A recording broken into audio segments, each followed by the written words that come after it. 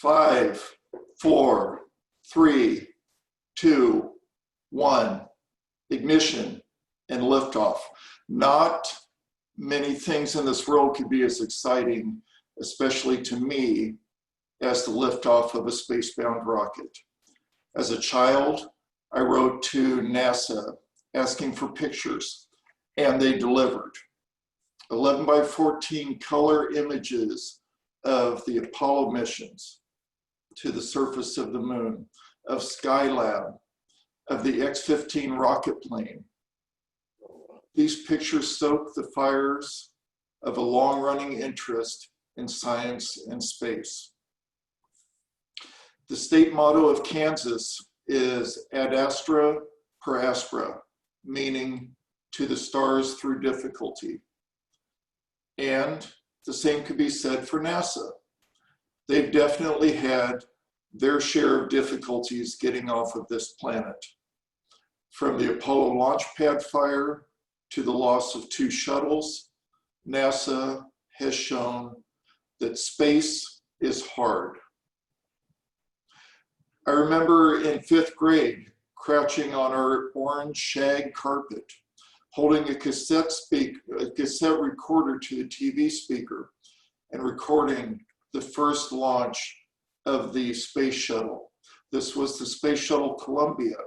And as a side note, you can always tell that this is the first launch because it is the only launch where the external fuel tank was painted white and not left as its natural orange insulation color.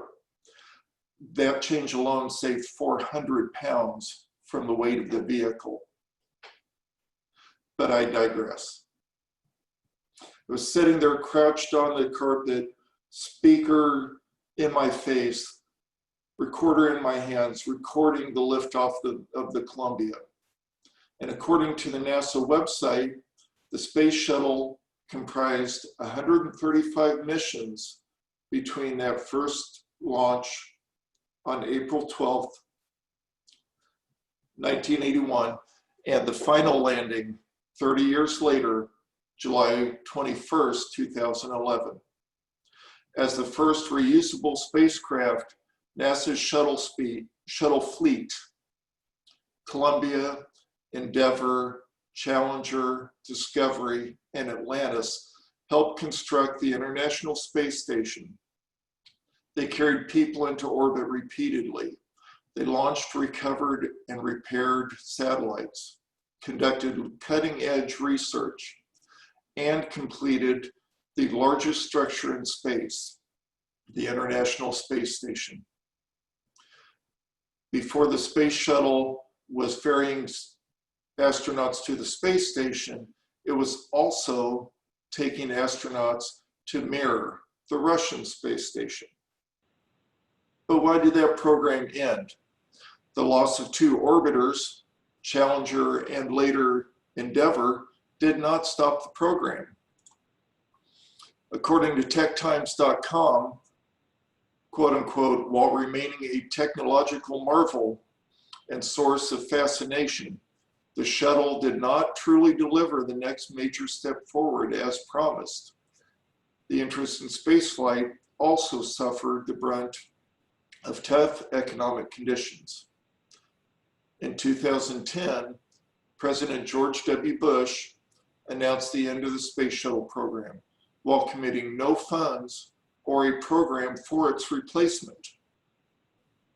But the International Space Station continued to orbit overhead, and NASA was faced with the challenge of continuing to deliver astronauts to the station. At the time, the only other means of transport was hitching a ride on the Russian Soyuz rocket, and the availability of those seats was at the mercy of Russia. Their launch system was tried and true, and it was not cheap for outsiders.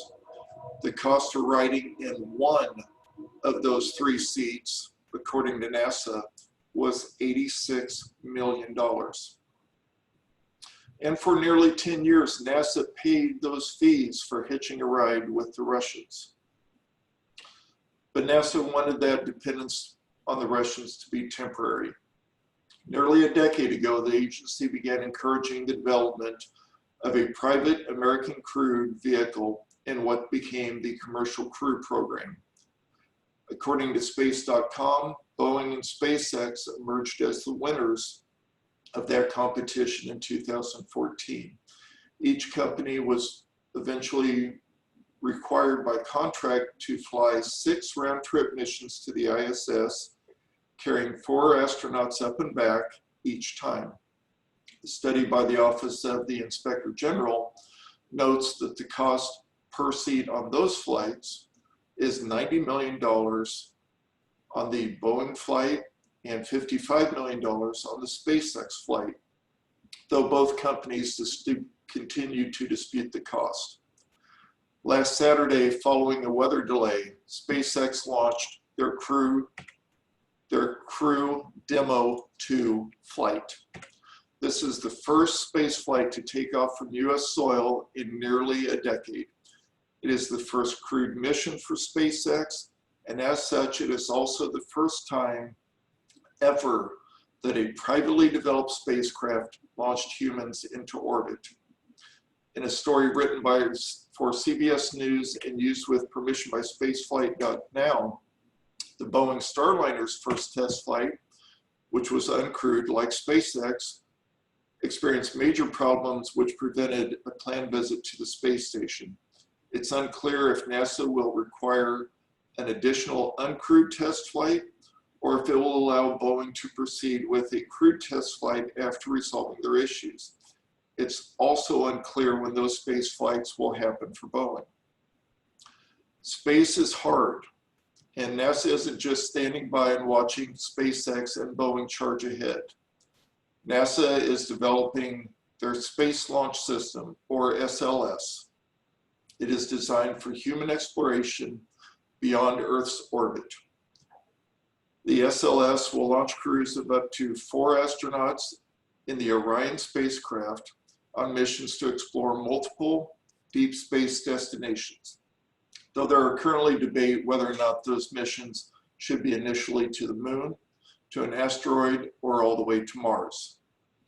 Experiencing a shuttle launch was long on my bucket list, and I was honestly a bit sad to have lost that opportunity when the shuttle program ended. 60 years separate the Wright brothers from Neil Armstrong's steps on the moon. That was 50 years ago. And now there is a new era of space exploration on the horizon, an exciting mix of government and private-based programs that will keep us looking to the stars for knowledge, for exploration, for validation, and to ponder what may be. Although future generations will continue to reach for the stars through whatever difficulties may lie ahead. Ad Astra per Aspera, indeed.